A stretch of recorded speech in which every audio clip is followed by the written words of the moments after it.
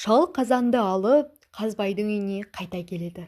Қазбайға бұдан еш нәрсе шықпады дейді.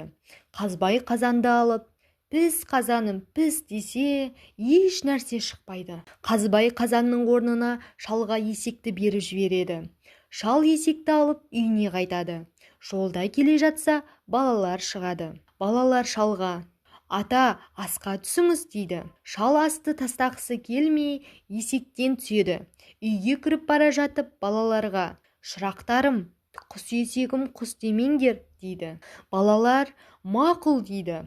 Шал үйге кіріп кеткен соң-ақ балалар «Құс есегім құс» десе есек алтын құсады.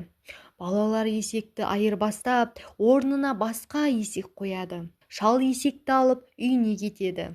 Кемпір: «Қаздан барып алып келгенің осы ма?» дейді. Шал есекке: «Құс есегім құс» десе есек еш нәрсе құспайды. Шал есекті алып Қазбайға тағы қайта келеді. «Есек еш нәрсе құспайды» дейді. Қазбай есекті алып «Құс есегім құс» десе еш нәрсе құспайды. Шалға Қазбай ұртоқпағын береді. Шал ұртоқпақты алып келе жатса, баяғы жерде тағы да балалар жүр екен. Балалар шалға: «Ата, асқа түс» дейді.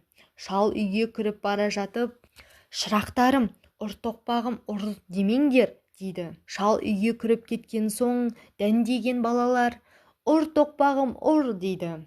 Тоқпақ балалардың әрқайсысын ал кеп ұр. Ұрып жүр. Балалар тоқпаққа жалынады: «Ойбай, піс қазаныңды, құс есегіңді берейік» дейді.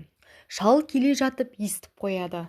Шал келіп: «Піс қазанды, құс есекті бересіңдер ме?» дейді. Балалар: «Мақұл, әкеліп береміз» дейді. Шал ұртоқпақты қойғызады. Балалар піс қазанды, құс есекті әкеліп береді. Шал піс қазанды, құс есекті, ұртоқпақты алып үйіне келеді. Сөйтіп мұратына жетеді.